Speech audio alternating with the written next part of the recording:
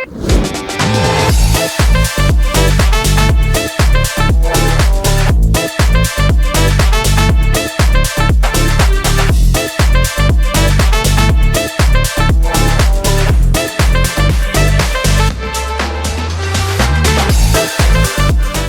everyone and welcome back to the FC24 career mode. Sorry for no intro today, but obviously with FC25 coming up, got a lot of work to be doing. And thank you obviously everyone for looking at your videos over the weekend, much appreciated. We start off today with a trip to Kenilworth Road to take on Luton Town, who have now come back into the Premier League in the save. And we've played them before and done quite well, but we got off to a pretty poor start today as we went 1-0 down after the 18th minute. Brown, I think it was Jacob Brown is it who placed them, had a really good day today and always tends to get a goal against me, but he's very good on this game, I have to say, and he opened the scoring after 18 minutes with a decent finish. We've been in a little bit of a weird run at the moment in terms of the play. I found it a little bit difficult. We're very kind of hit and miss and inconsistent, but one thing that is always consistent is the form of Mattis Tell. He managed to get himself 2 goals here in the space of about 20 second half minutes. Played really well, and I believe is on the hunt for the golden boot this year. Doing bits up front with his partner in crime, Siine, and Tell was in for a hat-trick here as he goes in the 78th minute and obviously bags it. But the old defensive frailties of last year are still a little bit there, and we did struggle in this game to kind of contain Luton a little bit, but we did have enough room for changes, so the third goal gave us a little bit of room as Laird here sets up Boniface after he and Mendoza came on to give Siine and Tell a rest. It's Christmas time, so it's a very kind of packed schedule at the moment. But as I was touching on a minute ago, the defensive side of things is not brilliant, and we did concede again with Brown with a really smart finish from outside the box. Could argue Etienne Green could have done better, but ultimately it didn't matter, and we managed to bag a 4-2 win. Like I said, we needed to rest up a few of the players because we had the visit of Arsenal to Ewood Park coming up, and I have to say, they are really good. Like, really good. You could tell from the off there, Martinelli forcing a really decent save out of Etienne Green at his near post, but it was just so difficult to get near them. I found it so difficult, and it wasn't long before they took a 1-0 lead before half-time, and I really struggled to get through, so when we did have chances we really needed to take them, and unfortunately Aaron Ramsdale, though, was equal to whatever Mattis Tell could throw at him today. He made a really good save there and then was denying him again from the resulting corner to tip it over the bar. Interesting that Ramsdale is the number 1 for Arsenal in the save, when obviously in real life now he's moved to Southampton with David Raya being the main one. He again there denying Tell with a brilliant close range save. So we played quite well, and we did make a few chances against Arsenal, but we just couldn't finish. Ramsdale really did keep them in it, but I don't really think this tells the story of the game. Arsenal were by far the better team. They had a lot more of the ball. They made loads of chances, but I'm just sort of showing us because we had the biggest chance. I think we had a higher XG in the game, but I think overall, in terms of general play, it was very difficult to go against Arsenal as Martinelli made it 2-0 after a lovely little back heel there from João Felix. And I couldn't besmirch on that. The referee even took pity on us there by blowing up the final whistle before they could bang in the third after I got caught in my own penalty box. Next up was Sheffield United, a team who I have a really poor record against on this save, and spoiler alert, that continued. For whatever reason, I thought, you know what, we can go at them. I rested a few players because we've got a big game coming up again after that in midweek, so I thought I'll start Boniface, I'll start Ryan Hedges, and Hedges was unlucky not to score there. Boniface hitting at the goalkeeper and the chance, but you saw before that. Sheffield United have beaten me 5-0, I think it was, or 5-1 in season 1. And I think it might have been 4-0. There was the other go, something stupid like that, and they took a 1-0 lead not too far into the first half, but we did manage to equalise through Ryan Hedges. Gets a start, gets a goal. That's Ryan Hedges for you. I offered him a new contract and he has signed it as far as I'm aware, so I'm hoping that he will be staying for next season.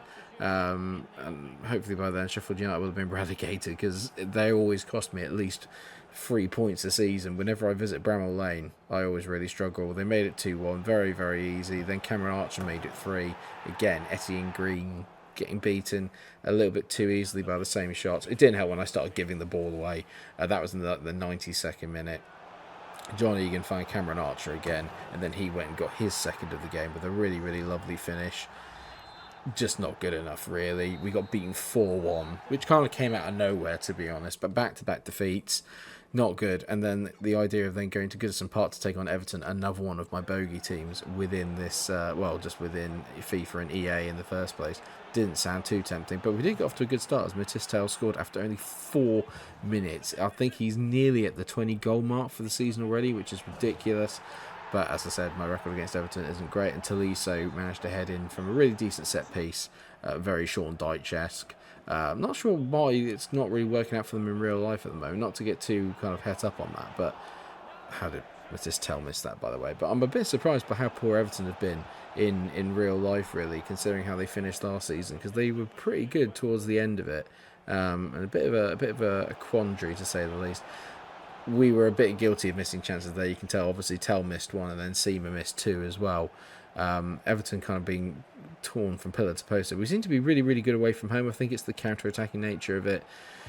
Maybe the real reason why we missed this is because they didn't all fall to Tell. He did miss 1, but Siine missed the other 2. But Tell wasn't going to miss that as he made it 2-1 with a really good bit of play there. I like the dribble that he managed to get through as well.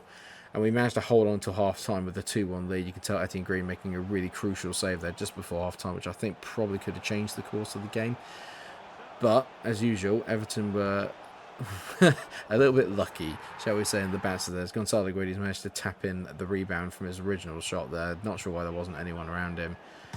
I have no comment on this. Siine with the worst miss you've ever seen. I've actually slowed down this. You can see him clear it. Ridiculous. Fortunately, then, I was just thinking this might not be our day, but we were lucky. Unfortunately, Trevor Chalobah managed to bang one in there for 3-2. I mean, that is that the worst miss you've ever seen on FIFA or in any game or even in real life? The Ken Sema, not Ken Sema, the Sema one. Let me know, please, in the comment section. Again, because it was Sema and not Tell. That's why he didn't score. But Matistel there went and got his hat-trick to make it 4-2. Alvarado was a decent little player from here. I'm not sure if he's a real player or a regen, but he tucked away a really good finish there to make it 4-3. And a cracking 7-goal thriller at Goodison Park. But fortunately, Matistel was enough to hat-trick was enough to give us the 3 points. Next up was the FA Cup and Leicester, and this is now into January. So the transfer window is now opened, and there's going to be a big part of this episode is based upon what happens on deadline day on this window. Get excited, everyone. It's very dramatic.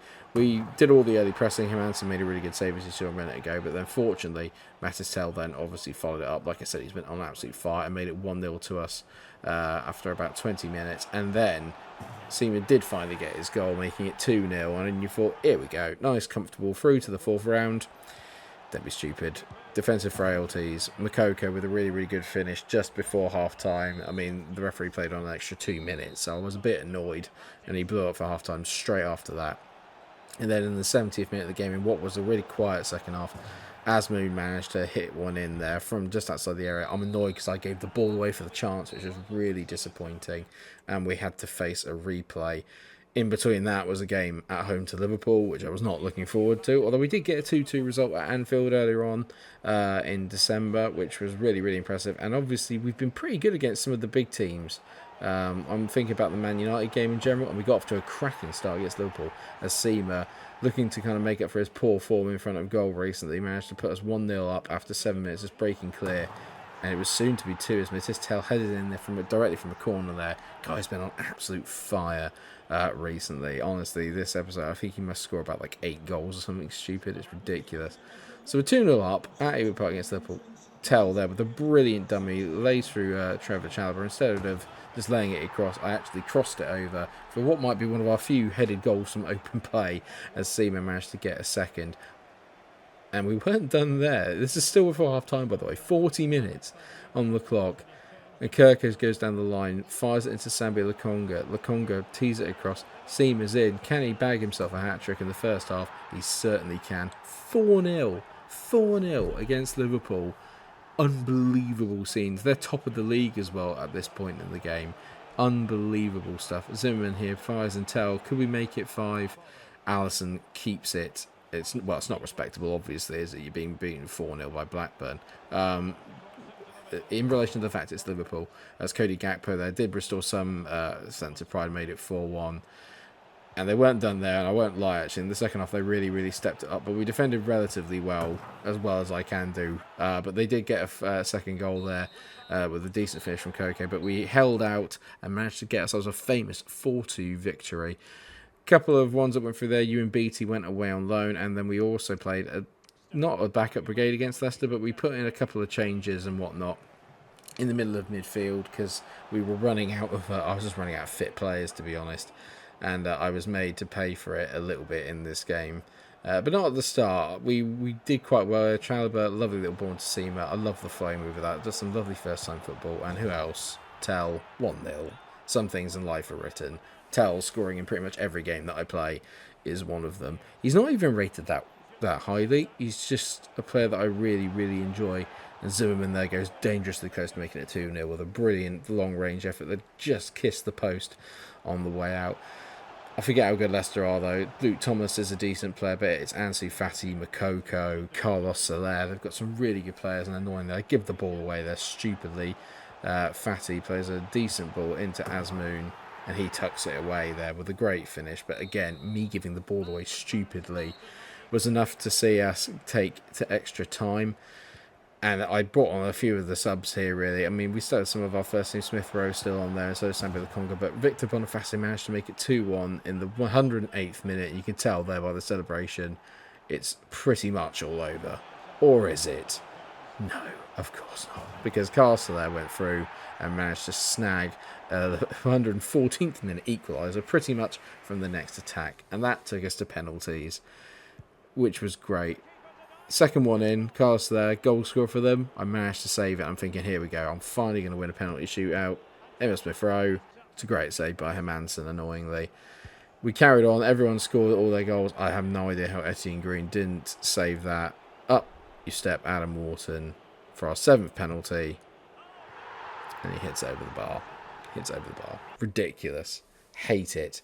We made a few changes then after going out of the FA Cup in terms of sales. So a lot of our youngsters went, not for much, probably about 2.5 million altogether. But the big one was Mattis Tell. Tottenham Hotspur came in with a bid of 66 million. And in the aspect of trying to be realistic, I thought, you know what, Champions League team, played really well last year. They are a top 6 club. It might happen, but we're not going to let them go for anything less than 86.5. And Tottenham paid it. So Mattis Tell is now gone. He is no longer a Blackburn player. He's had a stellar career. He's taken us to brand new heights. But this hurts. I have no idea what we're going to do. We have got around about £99 million to spend to replace him. But how can you replace someone like Mattis Tell? I don't know. You'll find out in the next episode. I've already made the transfers, but I'm not going to show you them here. We're going to do it in the next one because I want to leave you all on a cliffhanger. There'll be riots by the fact we've let him go, but I felt in the interest of being kind of realistic, it was the best way to go. And let's face it, a team like Blackburn are not going to turn down £86.5 million no matter who the player is. And it might help us build a squad that could be ready for maybe one more season if I really want to go for it. Let me know how angry you are in the comment section, and thank you everybody for watching. If you have enjoyed today, you know what to do. Please do leave a like, share and subscribe. Come back for the next episode where we try to replace our talisman. Let me know what you think. Take care everyone, and all the best. Stay cool.